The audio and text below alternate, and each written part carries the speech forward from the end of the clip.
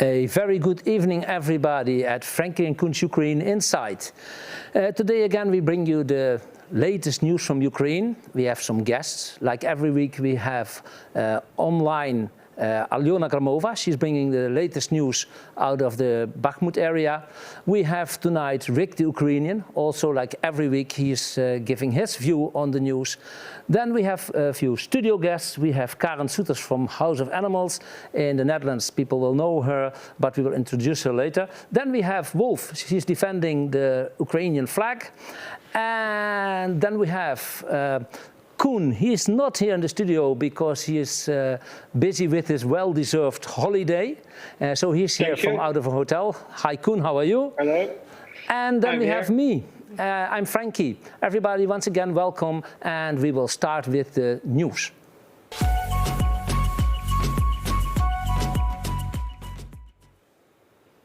Yes, the news. First, maybe people saw it in the news. There's news about the Wagner Group. Let's have a look. Я обращаюсь от себя лично, от Совета командиров ЧВК «Вагнер», от бойцов ЧВК «Вагнер».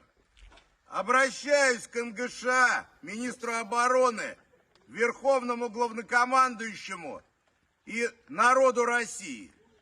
16 марта, когда СВО пошло не по плану, нас попросили помочь. Мы получали не более 30% от потребностей. Поэтому наши потери были значительно выше, чем должны были быть, но мы шли вперед. С 10 мая 23 года мы выходим из населенного пункта Бахмут. Нам осталось взять 2 с небольшим километра из 45. Но если по причине вашей мелкой зависти вы не хотите подарить победу россиянам по взятию Бахмута, это ваши проблемы. Yes, so Prigozhin is telling that probably Wagner Group is pulling themselves back from Bakhmut area if they don't get more ammunition. Coen, what do you think about this? Do you believe this? No, I don't believe this. And I think it's a complete show to, they think, put them on the wrong feet to do the Ukraine army to pull out, I hope, or just go in, how I say that? To attack more, but I believe they are still standing there and have enough fire weapons to... Yeah, I think the same, because tomorrow is the 9th of May, and that's the day of the victory in Russia. So I think they're not having any plans to pull themselves back. I actually, to be honest, and I hope I'm wrong, but I'm actually more than afraid for tonight, because tomorrow is the 9th of May. Who knows what happens in Bakhmut tonight and tomorrow. I hope you are wrong, but yeah. Yeah, we will see about that, because... I have a little bit the same feeling, but I really hope you're wrong, because there is too much fighting already. Many people get killed, and very often you don't even see it in the news. Like now there's been killed a lot of people in Kherson. Let's have a look. At least 21 people have been killed and dozens more wounded in Russian artillery strikes in and around the Ukrainian city of Kherson. They hit one of the few working hypermarkets in the city, partially destroying it. A railway station, petrol station and residential buildings were also hit. Yes, so here you see that in Kherson there's been bombings on several locations. A lot of people died again, Coen. Yeah, but again, it is not a target with military, that's one. But why you see in Al Jazeera program, you see it, and in the western side of Europe, you hear nothing about it. And also there is so much people dead every day at the front line. What is going on in the news in the west of Europe? Yes, this was a shop, this was a benzine station, this was civilians' locations, a flat, nothing to do with military, that's true. But as you say, hundreds of people get killed daily and we don't even see it in the news. We don't even see it. It's terrible. But why? I meet somebody on the airplane on my holiday, and she asked me, "Is it still going on?" Yeah. I said, "Yes." You don't see it in the news. It looks like that the news not coming to the people in Holland, in Europe, even about the war. Yeah, even the big things like 2 days in a row there have been phosphor bombings in Bakhmut area. Phosphor bombings. Yeah, that's the worst kind.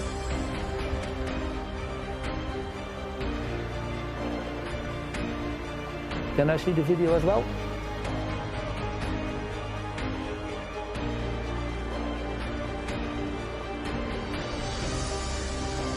Yeah. Karen, do you see that? What you see here is the fire from the phosphor bombs. They are exploding in mid-air. They're falling down. They are more than 2,000 degrees hot. They take all the oxygen out. Everybody below that is not protected. They will be burned. Don't get oxygen anymore. This is one. Yeah, this is the worst kind of weapon there is in the world. This is just, well, I don't know if it's the worst, but it's one of the worst.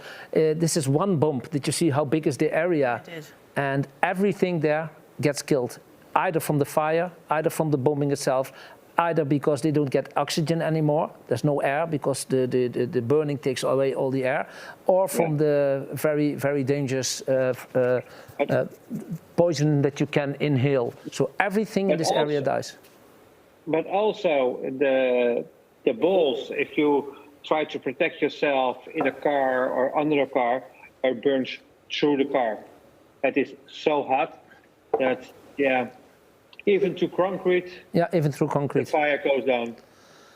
It's extreme. And that's why I said it is a worse weapon, and it is illegal. And they make an agreement in the UN that they don't use that kind of bombs. Not and only you see the UN. They use it. Not only the UN, it's worldwide completely forbidden. So also countries with, And anyway, so that is terrible. And actually, it's strange that you say this weapon is forbidden. It sounds like other weapons are not forbidden, which is already ridiculous.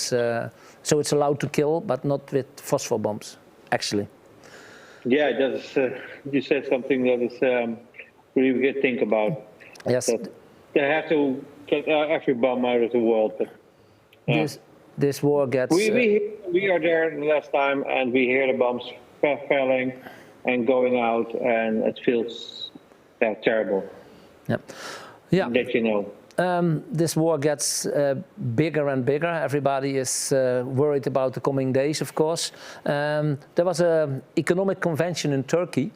And there you can see that you have war on big scale, but also on smaller scale, people between each other, Russian and Ukrainian people. Maybe people saw already the video from the flag in Turkey.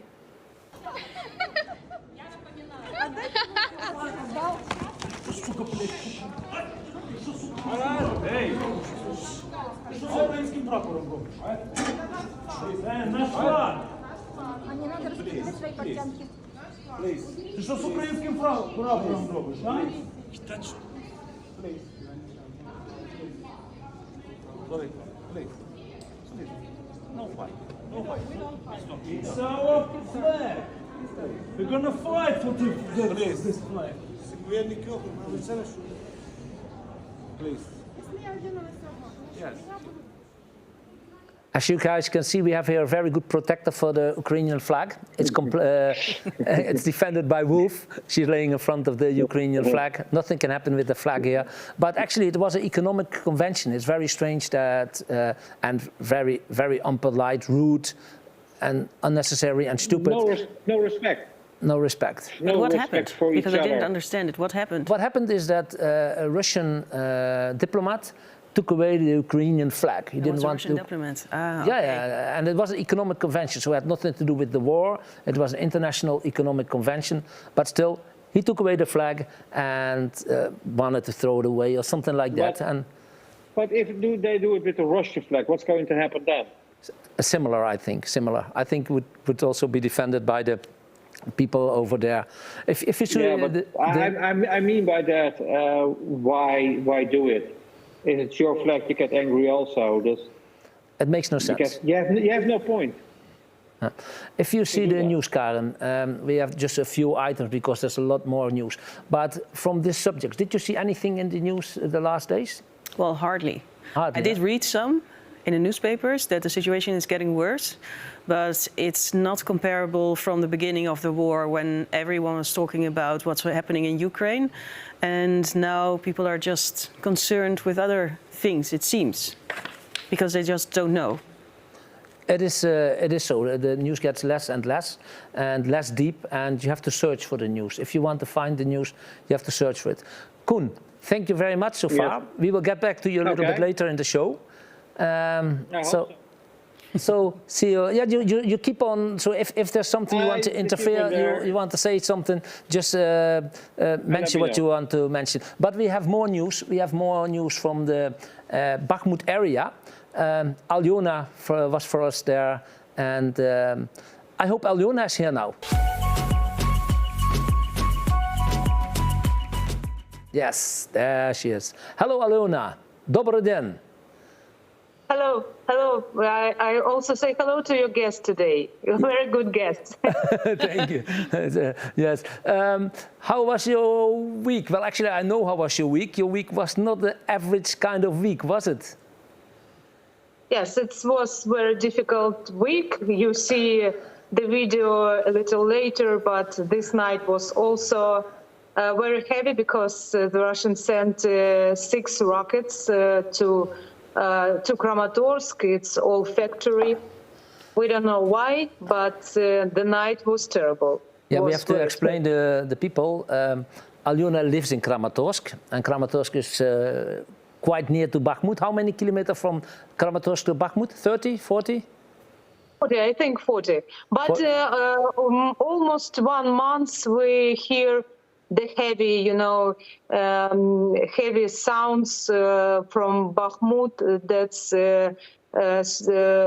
I mean, we hear everything here. I don't know what is going on there. How it's terrible to hear it in Konstantinovka, very close to Bakhmut. Yesterday we was there, but we hear it in Kramatorsk right now. Yeah, when you saw the video about the phosphor bombs, do you have any news about it? Did you speak anybody? Yes. Actually, I want to tell you a couple stories. First of all, yesterday I see one military, his group standing there in this moment. Actually, Russian don't use before these phosphor bombs in the city in Bakhmut. It was very close to Bakhmut, but not in the city. And he said everything is toxic right now there. And yesterday I also speak with my friend when begin strikes, big strikes of the city. He go to the Kiev and live there right now. But one of this video, he find his house, the street with his house. He saw in the video his house, his street. Yeah. So yes, he knows that his house now is done and it's toxic there, so he can't return. Yes, I told the story because the people who live Bakhmut, they actually believe that they can come back in the city and working and live there. They believe in the Ukrainian army, but they always believe also in that they have a flat only without windows. But right now we understand there's nothing left. Nothing there, yes. Well, Aljona, you made a video as well, and I've seen the video, and actually it's the most heavy video I ever saw from you. Unbelievable what you do. Shall we have a look at the video from a few days ago? Yes, I just want to say that it was very terrible working 5 minutes and then begin the strikes of heavy artillery and mines. And actually, I'm here. Yeah, we hear you. We hear you. Yes, yeah. We hear you. Actually, guys, I doesn't have good news because I'm crying 2 days because the next day after this video, we make this video, we have information that one of heroes in this video, you see this guy, his name is Yuri, actually died on these positions. I want to say that the guys, the big heroes, yes, it's right now it's difficult to say that. I know, guys, these guys is the big heroes you see in this video, how they always trying to protect me, to protect all journalists who was there, press officer, always protect when beginning the strikes. Let's have a look at the video first. Yes, we have to see this video right now and remember only the one. All Ukrainian militaries is the big heroes. We always remember our heroes. Let's see. Города Донецкой области россияне часто атакуют с неба. Вражеская авиация наносит непоправимый ущерб. Противостоит этому украинская противовоздушная оборона. В бахмутском направлении украинские зенитчики защищают небо и днем, и ночью. Их позиции часто подвергаются обстрелам. Бачите, був один приход. Другий. Небо над огневыми позициями контролирует украинский дрон. Военнослужащие готовы в любую секунду получить новое боевое задание. Відбувається оповіщення по нас в групі. Є на планшеті деякі програми, які можна спостерігати, там ті повітряні цілі противника. Але в основному орієнтуємося на візуальний контакт, тому знаходимося безпосередньо недалеко від самої зброї. Щоб якщо візуальний контакт, зразу вкинув на плече і там готовність до стрільби буквально 5-6 секунд. І, сподіваємося на ураження. На этих позициях украинские бойцы работают с переносным зенитно-ракетным комплексом «Игла». Вражає повітряні цілі, такі як вертольоти, літаки, що там ще, ракети, наприклад, ті, що зараз по Україні запускають, є можливість вразити. По висоті до 3,5 кілометра, дальність 4,5 кілометра. Несмотря на густоту посадок, тут небезопасно. Уже через несколько минут после приезда нашей съемочной группы начинаются обстрелы. Опа, вражені осколки.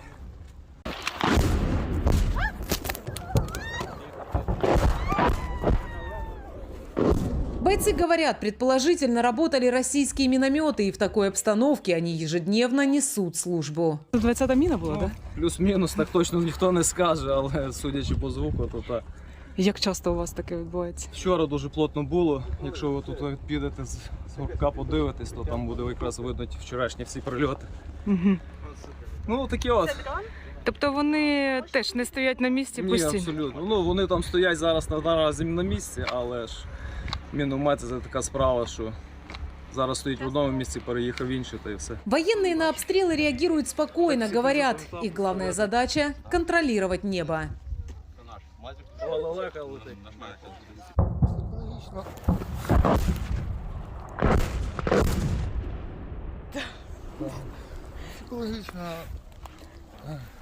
От я бачу, психологічно це ж десь поруч, так? Так, це поруч ради були. Психологічно доволі так тримаємо, знаєте, бойовий дух ніде не дівається. Козак с души ніде не пропадає. Здесь, на бахмутском направлении войск противовоздушной обороны, нет даже дня без боевых заданий. Отслеживают передвижение российской авиации и отбивают эти атаки. Донецкая область, бахмутское направление для Фрэнки и Коэна.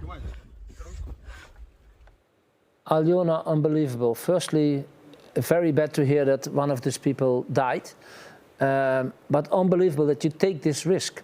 That you take this risk, you as a person, that you are there. If you were there one day later, it might have been you. Yes, one day before was very big strikes. The guys told us. In this day, was very close strikes. We hear it like earth flying, you know. And in the morning next day was very bad for these guys.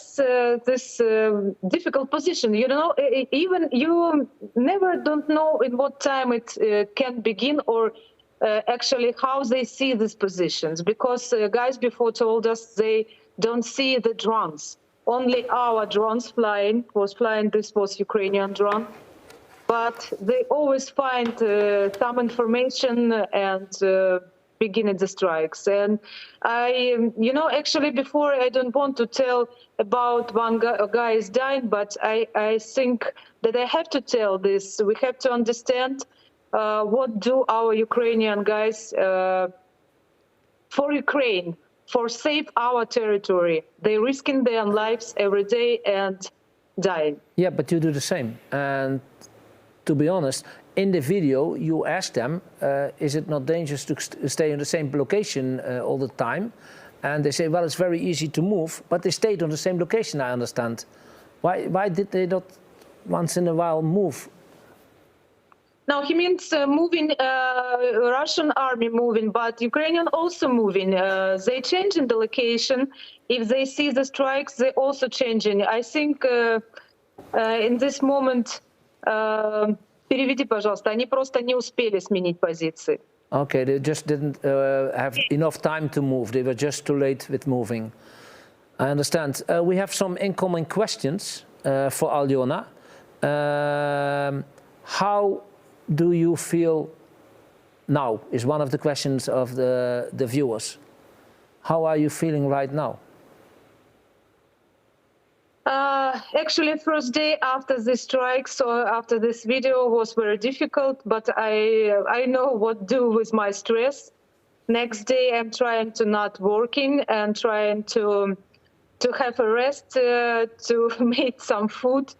And of course, in this moment, you understand only one. You have to do everything for your safety, and you have to make a video. Everyone have to see this video, and then I understand that I have a stress and trying to have a walk and do everything for destroy the stress, you know. Understand. One last question. One last question for you. Are you still confident to go again? Are you, if tomorrow again you go for your work, are you not more nervous than before? Are you not afraid? Are you confident to go again? Yes, of course. I'm confident to. I have to go.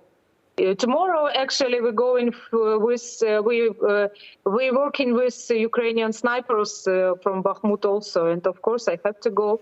I have to make this video and have to show. And I know this is the big risk. Aljona, please be very, very, very careful. And we want to see you again next week. Thank you very much once again for your video and for all your work. And really be careful. You see yourself, it's very, very dangerous. Be careful, please. Thank you. See you next week. See you next week. Bye-bye. Bye-bye. Ik zie hem niet.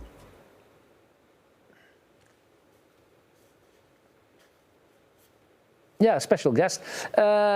Special guest. We have two special guests today. We have Wolf, the flag protector, and we have Karen Soeters here. Karen Soeters, well known in the Netherlands for all the things you do for animals in general.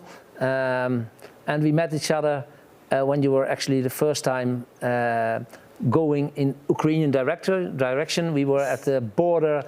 Poland. Do you remember? Yes, I remember very well. Yeah. We were in the room of the hotel where you have the breakfast, and I was working there, and I was early. My colleagues were not there yet. And then you and Coen came in, and you were talking Dutch, and you were telling something about getting stuff over the border to the Ukraine, but you didn't mention what the stuff was. And I was thinking, okay, this could be anything, but I think it will be wise if I just say, okay, I'm Dutch too. So I understand what you're saying. So you were kind of afraid that we were drugs dealers or something? I had no idea. Okay. But I thought, okay, I'm going to tell you I'm Dutch, I understand you. So yeah, it was a start. And yes, I remember. And then you told about what kind of things you were doing, and we were telling about that we were giving away French fries at the border. And you were saying that you were helping, supporting, at this moment you were supporting also for dogs and cats, but on the Polish side? Yes, at the border. At the border? Yes. And at the border, it was for the people who came with their dogs and cats over the border, or how do we have to see it? Yeah, we were just thinking, we collected money for shelters in Ukraine because I was in Ukraine before the war started. So I visited different shelters, and when the war started, I contacted the founder of one of the shelters, and during the night we spoke via Facebook Messenger, and she told me what was going on, and I was so devastated that I wrote about what she told me, and then people started donating money. So we wanted to help her, and the people in the Netherlands also wanted to help her. And then that was when actually the journey started, because this was our first trip. Maybe before we go further on this, maybe we should show people, because in the Netherlands people will know you, because you've been in several TV shows and what you do is very, very, very well known in the Netherlands. But maybe we show first to the people what kind of things you actually do here. What is in general what kind of things you guys do? Dadelijk zijn ze een uur bezig om hem schoon te maken. Als je hier staat, het stinkt hier zo verschrikkelijk naar ammoniak.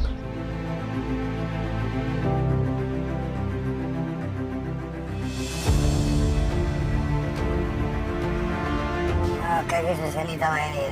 Kijk maar, het zijn allemaal van die figuurtjes die hier niet horen te staan. Wij laten nooit. Wij laten nooit.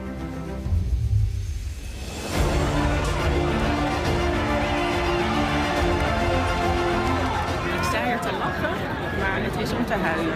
Daar gaat hij. It's going.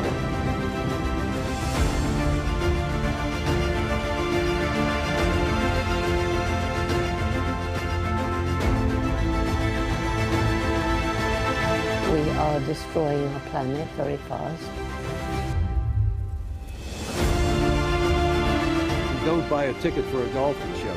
Ik ga je niet weg zonder die hond gezien te hebben.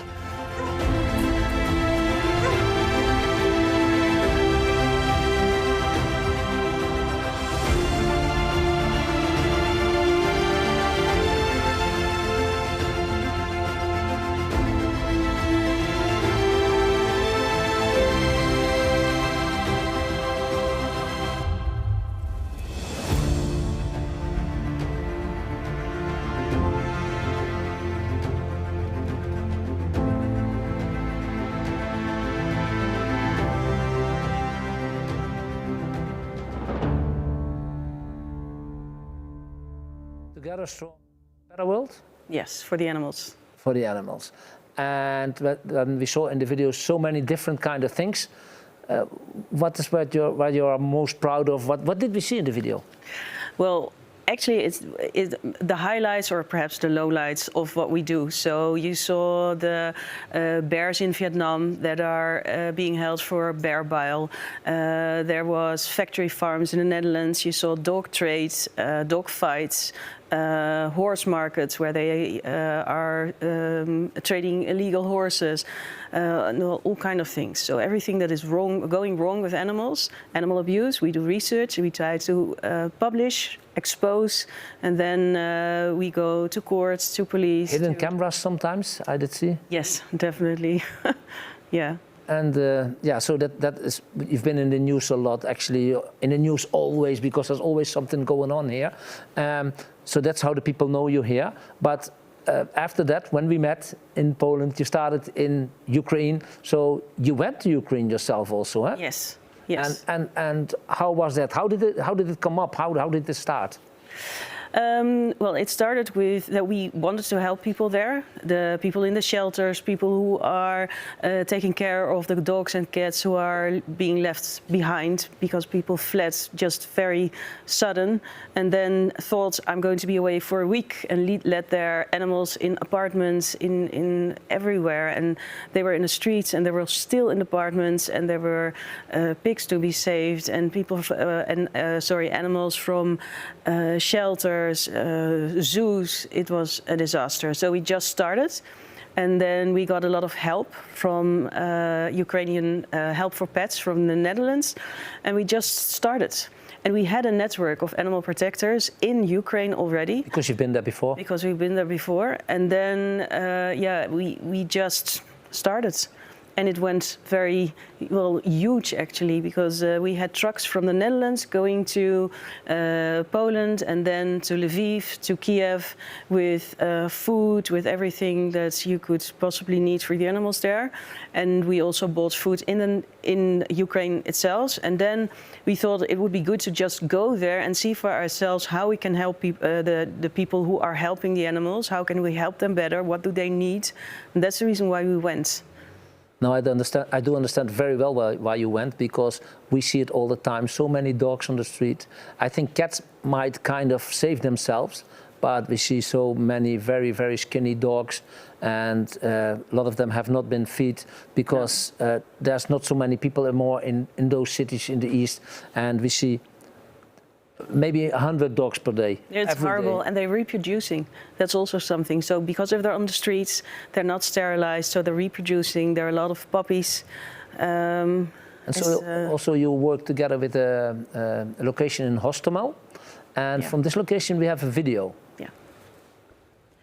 Hello, my name is Maria Wronska, and I'm from Hostomel shelter in Ukraine. Our shelter based in Hostomel, and almost 2 weeks there is no electricity, no water, no food.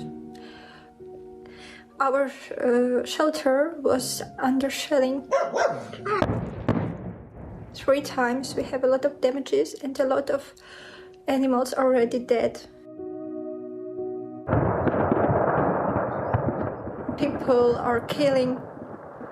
We really need green corridor, but it's like something unreal. Shelling after gun, you see. Wow, are these bullet holes? Yes, it bullet holes, and it was all walls with this. So you can see that we were really between 2 fires.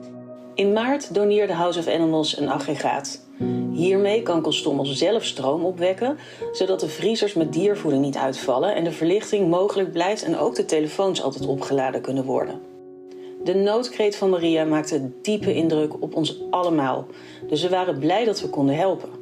En om haar nu in levende lijven te mogen ontmoeten, dat was zo hartverwarmend en ook hoopgevend.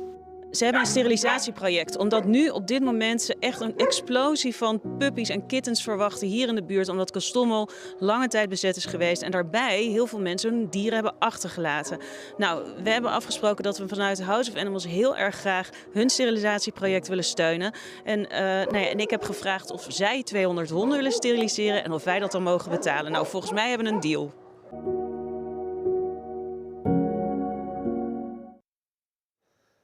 Yes, we've been several times in Kostomel ourselves to give away fries. There was the airport in Kostomel. It's near Irpin and Bucha. And you have been there also. How was it to go there after? Emotional. It was just pure emotion, because I met her grandma before the war started, and she is such a tough lady. And her granddaughter, I had no idea before we supported her that they were connected. I didn't know it was the same shelter. And when I met her, she's just as tough as her grandmother. And I think that's what all the people who stay behind to help the animals, they are so strong. I admire, and also the woman who made I'm sorry, I forgot her name, who made your videos. I'm just, Alona? Yes, it's amazing what she does. So how strong the people are there in Ukraine to stay and to show everyone what's going on. And also, I mean, I remember she told me, Maria, that she did everything to try to get her grandma away from the shelter, because there was bombing everywhere. And then just for one day, and she didn't want to go. And Maria also didn't want to go because they want to take care of the dogs. We see it also with soldiers. We've been to a bakery which was open and gave away illegally bread when it was also in Irpin, this same area. We will get back to it in another episode. But we see it. Everybody is really willing, and they are so extremely motivated to do their jobs. That's extreme. I think that's one with the difference with the Russians also. The Russian army, they fight because they have to, and the Ukrainians fight because they want to. That's a very, very big difference. But you have several things you're doing in Ukraine. It's not only this shelter. No, we support different shelters, but also people who are just who have just collected dogs and cats from the streets and now take care, for example, in their living room for 75 cats and dogs, because that's also what's happening. They just get them off the street, and the winter is tough, as you know, so they're just taking care of them. We support a vet. We support this shelter where they have 1,000 animals, and there are camels in one there. shelter. And sorry. In one shelter, 1,000 Pegasus, yes. Yeah. They have 1,000 different animals. And then we have Sirius, where the collection of money for us started with. She has more than 3,000 dogs.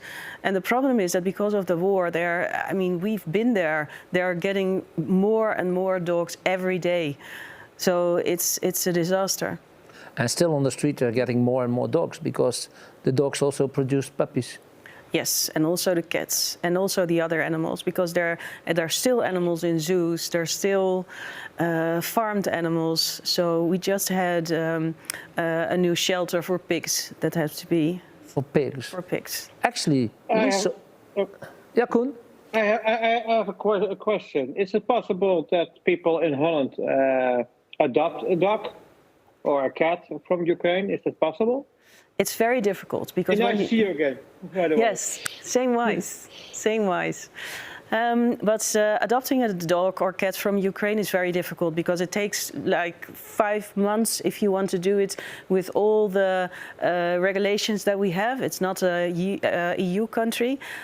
They have rabies risk, so 5 months with guarantee. We brought one dog here. Actually, at a friend of Koen, okay. André, he's taking care of the dog. André, yes. The dog is called Yuki. Yuki. Short name for Ukraine. Ukraine. Okay, but for people, actually, I think Koen means if there are people interested now to adopt a dog, yes. if it's possible, is there some organization where they can get to if they want to get a dog? Or? No, to be honest, I don't know organizations who get dogs from Ukraine to other countries. At this moment, most of the organizations are trying to help the dogs in the country itself. So just make sure they get food and especially make sure they get sterilized so that you don't have reproduction of more dogs. But there are and cats. So many dogs. We see them on the street. And we see them also with the leashes. collar, and then you know that it was a dog from somebody else. And when I see the dogs, I hope I get a new owner and give love to the dog. Yeah, because taking care of the dogs there, that means give them food and make them have a secure location. But it's a different thing with people who take the dog and love the dog, make the dog happy. They're also so scared. If you try to give them something to eat, they run away. But they're also traumatized. They're traumatized. They're absolutely traumatized. Yes, really. Many of the dogs you can't feed them because when you throw, we always give frikandel, a very famous Dutch sausage. You are the biggest frikandel giver in the world. But some of the dogs. With every dog and give them a frikandel. A few frikandel. I think I gave a list. 2 or 3, 4. 300-400 frikandel in the last. Just by dog, because if you just drive, once in a while you see the dog running and you throw them out, or you give them near when you see the dog. Near, but most of them are very, very scared. Very scared. Yeah, but we saw a lot of traumatized dogs also in cities where there was a lot of bombing, and then people tell what happened to the dogs when they were inside or outside, and the dogs are so afraid of noise, of people, the people are traumatized, but the animals are traumatized as well. Wolf is not traumatized. No, Wolf is fine. But we see one dog. Hole in the side of his stomach. Koen, we can't hear you anymore. Oh. Okay. Sorry. But Wolf, but not so good. Okay. Wolf is not traumatized. She's very relaxed. So this dog has a good life. Say something? Yeah, you can. Yeah. Not the last chapter before, we see one dog with a bullet hole inside of his stomach, and who do that to a dog? He don't do anything, and you see a bullet hole, and Well, I've been in a shelter. It's called Best Friends, and that was what the people have experienced in the animals there was dramatic because the Russians, they bombed the shelter. So they bombed a place where cats were held.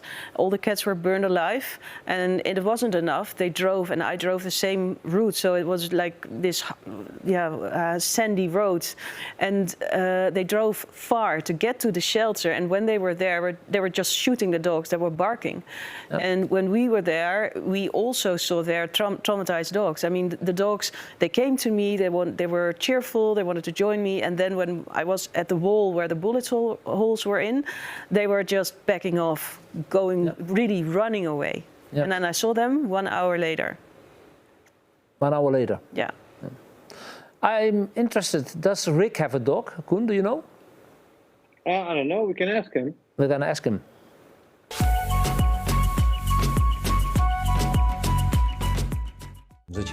Why are you fighting? We are fools. This is why we're fighting. Have many died? So many.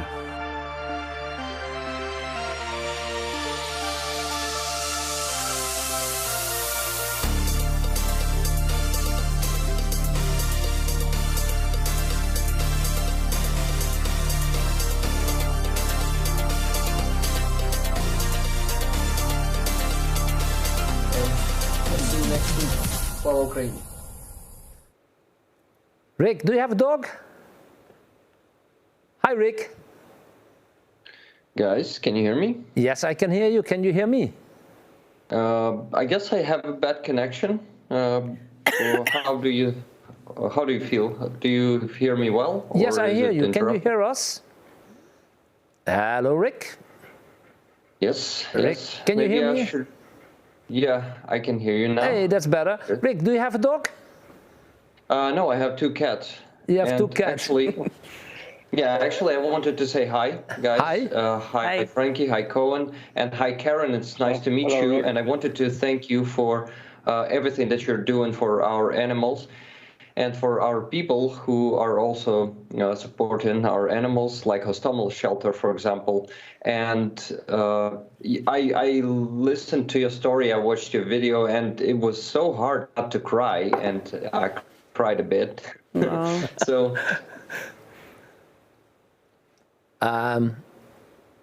your connection is very bad, Rick. You have a very bad connection. Shall we maybe first then do the next subject, Franky and Coen's trip, and then we get back to Rick a little later. Koen, are you still here? I'm still here. Yes, Koen. Yes, Koen, that can happen sometimes. Rick is in Kiev, and it's very international because you're also far away. Yeah, but we know how it goes in Ukraine. Sometimes you have internet, sometimes you don't. It's changing all the time. So we know not my matter. Still tired, Koen? I'm really tired and also emotional from the last trip. Yeah, there was a lot going on, and we hear a lot of rockets going on and flooding hits, and yeah, I still feel it. Yeah, I'm tired too, but maybe we show the people a little bit more of a small part of our last trip. Dit is de weg naar Liman. Ik wil even laten zien wat wij zo de hele tijd door tegenkomen. We gaan over het spoor heen. Nou, het spoor is deels vernietigd. Hier de andere brug. En hier staat Geroim Slava, glorie aan de helden. Een weggetje naar onze bestemming. En de wegen zijn eigenlijk onbegaanbaar. Al eerder gezegd, dat blauwe plastic wat je veel ziet, die daken zijn beschadigd. Kijk, je ziet in ieder geval veel van die woningen wonen mensen, dat hebben wij zelf gezien. Скажи еще раз. Героям слава! We rijden nu de maan binnen. Hier is het ook alles kapot. Hier zijn ze al wrakken aan het weghalen. Wij krijgen zojuist te horen dat wij vandaag onder vrije vesten aan moeten werken. omdat de stad binnen het bereik van artillerie ligt. Ja, Koen, this was on our way to Liman. Actually at that moment we get to hear that we need to wear the bulletproof vests. But the road to Liman, do you remember? What? The road to Liman, do you remember how much damage? I remember it very well. The roads are completely destroyed by tanks, by artillery, and also everywhere you look around you, everything is destroyed. And nice buildings, but also simple old houses from old ladies or old men are destroyed. And you think if you drive there, why? Why destroy people's houses? War is between two armies, but not for the civilians. People. Yeah, well, also the place where we stayed at night, Wekelijks, that also was, because there we know more, because there we have been looking around, because we stayed there 10 nights or something, or 8 nights, I don't remember. Yeah, almost 10 nights. Yeah, and then if you went out of the hotel, doesn't matter which way you went, everything was destroyed. In Wekelijks, I think really 80–90% was destroyed. And it was a nice area before. It was really a tourist place for the Ukrainian people to enjoy a vacation, like me in here now. But if you're there around, it is unbelievable what destroyed, and you cannot walk anywhere. Incoming question, were you guys afraid when you heard that you had to wear bulletproof vests? Were you afraid when you heard that you have to wear bulletproof vests? No, I'm not afraid, but I was shocked to hear that where we were, it was so close to the border, to the front line. And but I get a lot of respect from wearing the vest, because it is really heavy, and the military have to wear that all day long. Yeah, but they're not frying fries. But no, they're not frying fries. But frying fries is also a heavy job. But what they do, the military, I have a lot of respect for them right now. The thing was, we thought that we would be away about 20 kilometers from the front line. And that's a very different thing with 7 kilometers. And we knew which town we were going, but we thought we will be there somewhere in the center. But we were in the, let's say, most east part of that city. And we were really surprised how near we were. That I don't know if we would do that again. I don't know how to explain to people around the world, if you are so close to the front and you're not a military, you want to do good, give French fries snacks away. The bombs you hear, it really hits you every time you hear it. But if you're working, if you're working, you don't hear them. But if you stand outside and somebody takes your work a little bit over, and you hear in the distance that the war is going on. One more incoming question, especially for you, Koen. For me. Where did you get that sweater? This one, there's a present from, I don't remember his name, but it is a gift what I got. And in Ukraine, you can find them a lot of places to buy, but in Holland, no, sorry. Yes. So you got a present from somebody in Ukraine. No, not in Ukraine. We know the guy. He was 2 times in your show, in our show. You got it from Andre. That's why. That was the name. Andre was the one who gifted it to me. I didn't know that. Because I didn't get one, so I don't know. But Andre was a soldier who was here, and he has been fighting for the Ukrainian army. He lost 1 leg and 1 arm. And he's still very confident, still wants to fight. And all right, well, but it's true. This kind of sweater we can buy in the Ukraine in souvenir shops and in shops where they sell clothes. That is really strange to say that in souvenir shop. The country is in war. Yeah, but shops where they sell these kind of things. Yeah, and if you go to the western part of Ukraine, these shops are sometimes open, and there you can buy these. But yeah, that's true. But that's so strange that some life goes on. A lot of things. And otherwise, you see a lot of horrible things. I mean, it's so contradictional. It is contradictional, but the country is quite big, as you know. And if you go to several parts of Ukraine, in the western part, if you go completely west in Lviv, there are the souvenir shops open, the restaurants are open, a lot of restaurants. I think. Frankie, behind you, the rolls, you can buy them also. Yeah, it means the toilet rolls from Putin. Yeah. I didn't know that there were toilet rolls, and now I only now see. Yeah, you thought we were friends? No, not really. No way. We have one more part of the video to show because we showed it only half. This was our trip to Liman. Nou, het vet staat aan en zo staan we dan.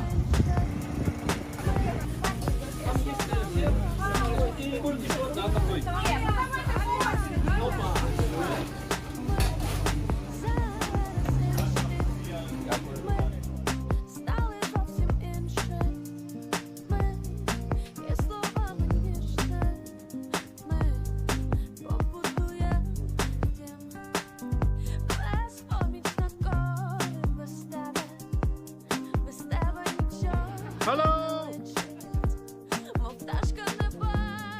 Vanmorgen hier gewerkt met onze vestjes aan. We mogen ze niet uitdoen, maar het is gewoon geen doen. Ik heb echt respect voor de soldaten. Oké, ik doe hem uit. Ja, ik ook. Dat ding is echt zwaar.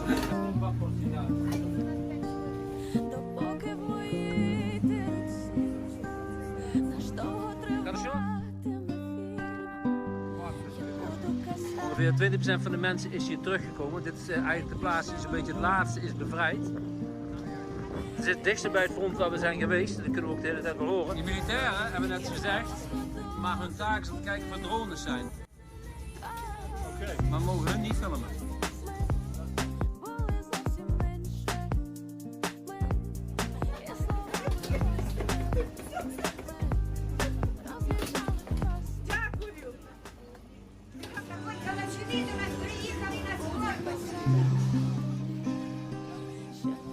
Wij moeten er snel inpakken omdat we drones zien. Die mevrouw een zakje met friet gegeven voor thuis. Yes, there's a few things but I will never forget about Liman. Firstly, when we were there and when I was asking together with you, where shall we put the trailer? And then the guy from the local government said, this is maybe a good place. And I said, why is that a good place? He said, well, that building is already destroyed, so you don't have to expect a rocket. That's something I never forget. And also about wearing the vests. People who came to us to eat fries, they also were not wearing vests, so that felt uncomfortable. And they are volunteers, and that's why we have to wear the vest. Yeah. And we are not Ukraine, we are outside of Ukraine, and that's why we have to wear them, but they were so heavy. But still it makes it more uncomfortable because these people are not wearing the vests. And for me it was really a strange feeling that we were wearing the vests and they were not. Yeah, they are not protected and we are a little bit because it's only the front and the back. But yeah, you're right, it's a really strange... And one thing I never forget is that when we went into Liman, the streets were empty, there were almost no people.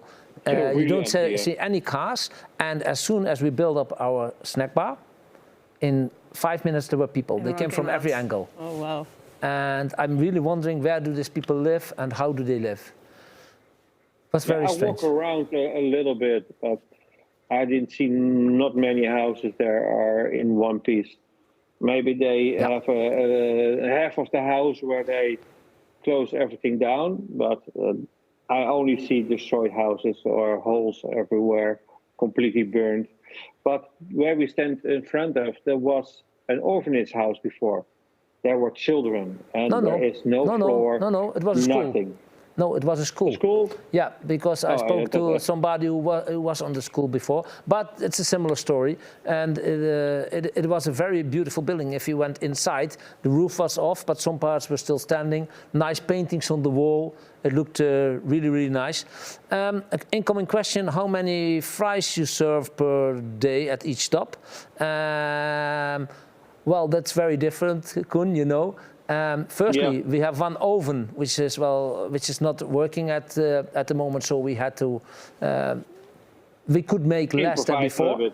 But if we are fully operational, we can do 275 portions per hour. So that's a lot. A big day is 2,000 portions. But this trip we never got to so much. I think we did an average of 1,000. Firstly, because one oven was broken, and secondly, we were in locations where were not so many people.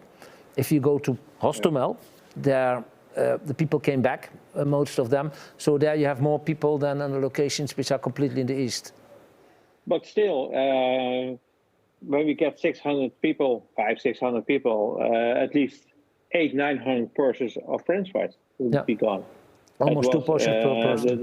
The people eat one and take the rest, another one home, or come back and. Yeah. I found out that Rick is back, so that's nice. Koen, thank you very much. Maybe we see you in a few minutes, but let's first go back to Rick. Rick, hi. Hi again, guys. Can you hear me now? Yes, I can hear you, I can see you. That's better. And yeah, I had some problems with my internet today, unfortunately, or with my router, but it doesn't matter. I'm back, and I hope you hear me. Yeah, we hear you now. You have the flag on the background. We have a dog protecting the flag. We already had an item about the flag. Did you see that? Okay. Of course, I saw that. By the way, once again, I wanted to say it's nice to meet you, Karen, if you didn't hear it the last time, and nice to meet the wolf. I like this dog. It's really cute. And yes, about the flag, I made a video, a funny version of that punch in Russian in the face. Let's see it. Punch some people in the face. Punch some Russians. people in the face. Punch Russians. people in the face. Punch some Russians. people in the face. Seriously, punch some Russians. people in the face.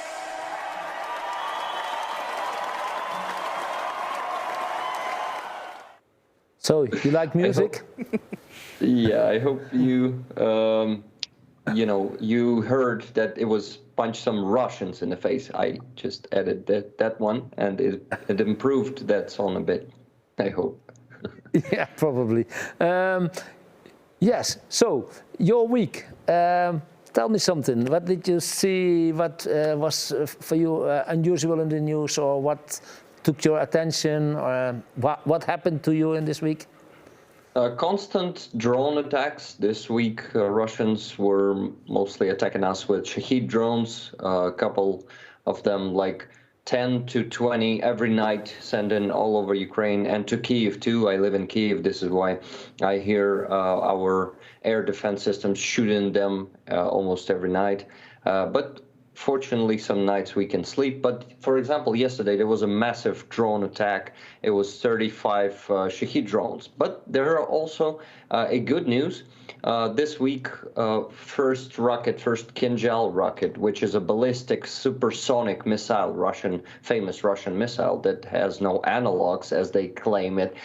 It was hit by Ukrainian air defense, and this air defense was from Netherlands, I guess. It was one of the Patriot systems we received from our partners. Yeah, and also there was the other way, a small attack on the Kremlin. Maybe have a look at that one first? Yeah, let's look at that first. There was also a Russia is accusing the U.S. of being involved in a drone attack on the Kremlin, something the U.S. denies. State media released these videos of drones exploding above the Kremlin's iconic domes yesterday, accusing Ukraine of trying to assassinate Vladimir Putin, who was not there at the time. President Volodymyr Zelensky strongly denies any Ukrainian involvement. What do you think about this?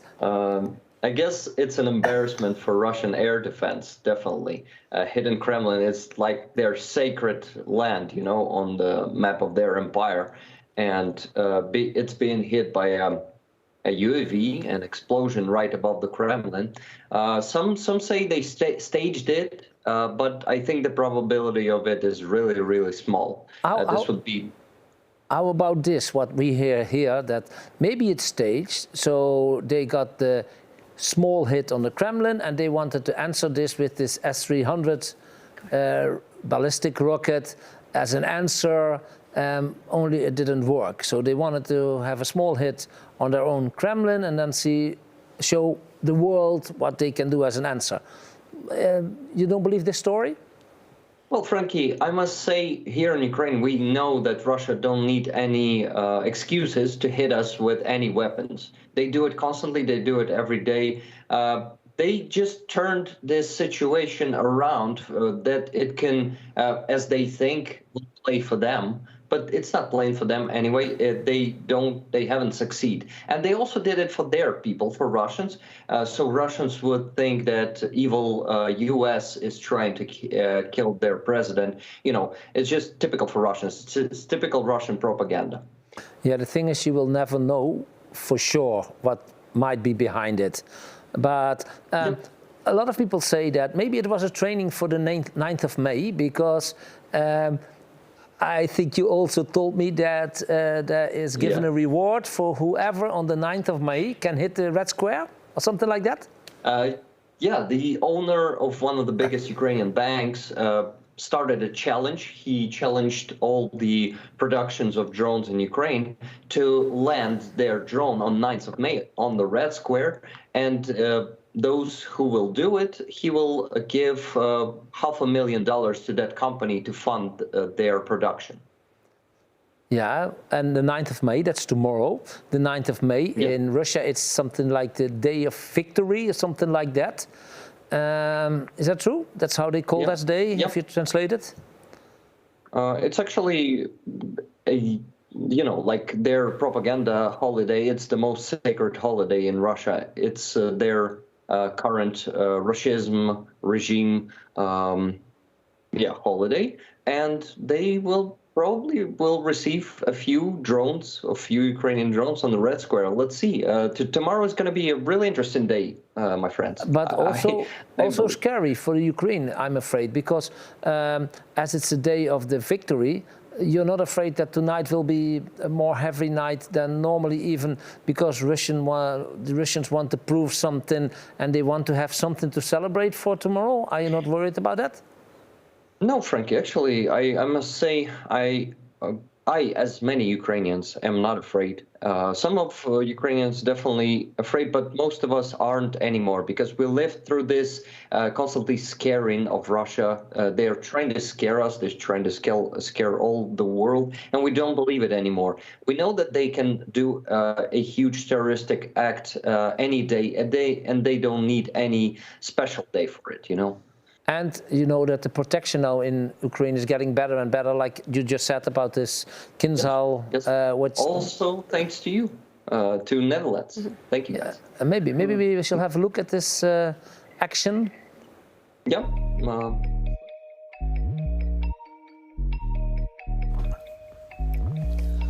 Thanks to the Patriot system that Ukraine received from Western countries, such as, for example, the Netherlands, Ukraine shot down a ballistic Kinzhal missile.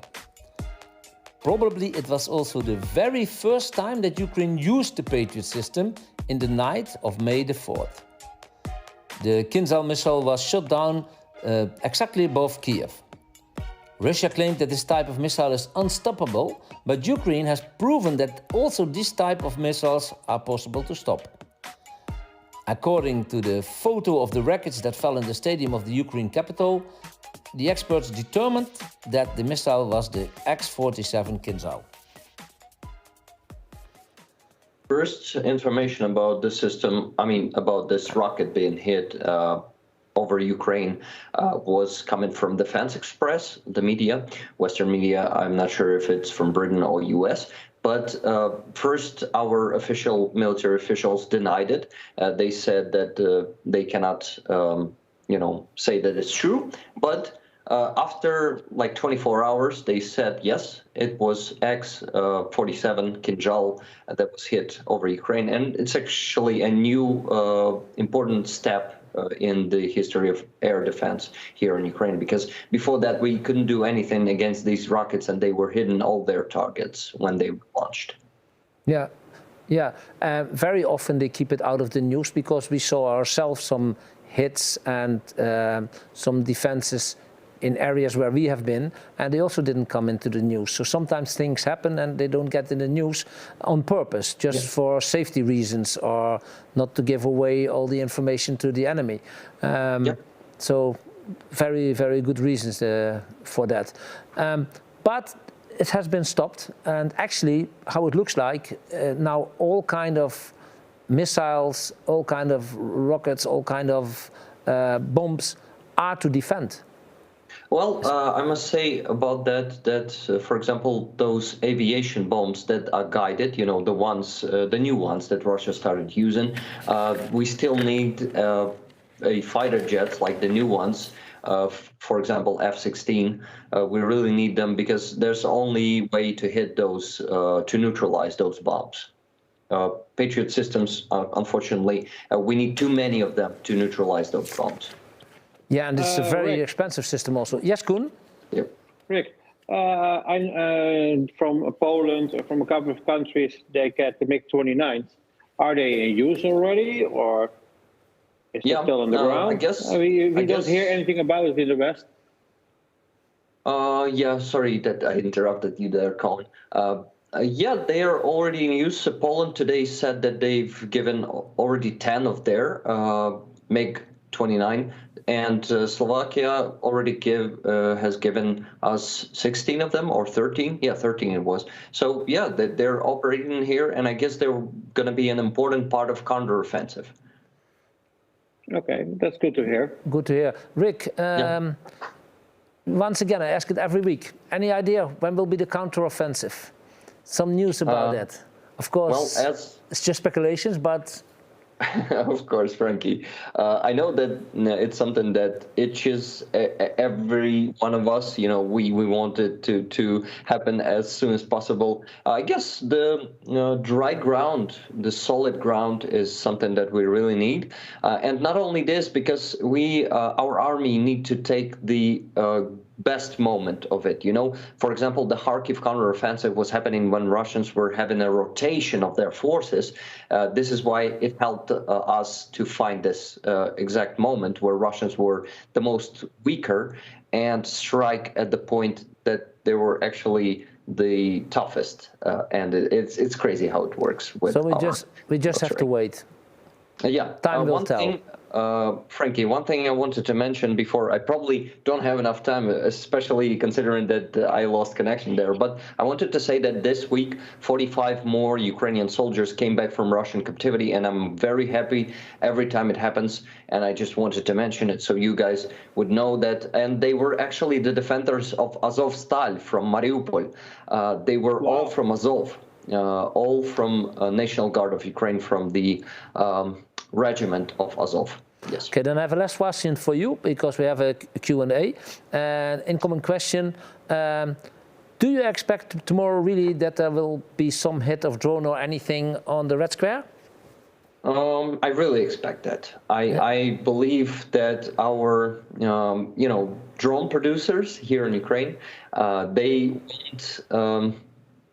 won't let this chance go away. They will definitely try to do it. Probably Russia will use all its best of their air defenses, but they are still, as we've seen a few days ago, it is possible. It's possible to reach the Red Square. So it's going to be a really interesting day tomorrow. We will see that. I'm hoping for that. Then there's one more incoming question. They're small drones. Yeah, maybe they cannot hit it. Koen, there's one more incoming question. How is the news spread of our arrival in a village? Maybe I can answer that. When we are in a town, the local government knows that we are coming, and they spread the news by the people that they think are the most in need. And that's actually all for now. Rick, thank you very much.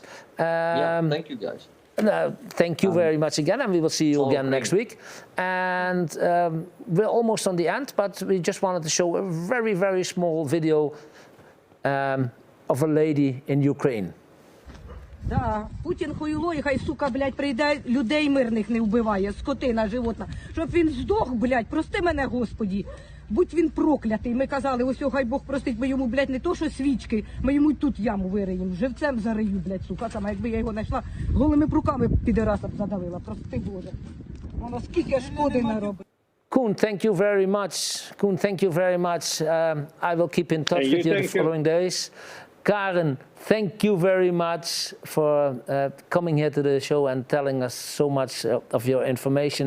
And thank you for all the good work. Rick, thank you very much. Everybody, thank you very much. And I hope you guys will watch again next week. Thank you all very much.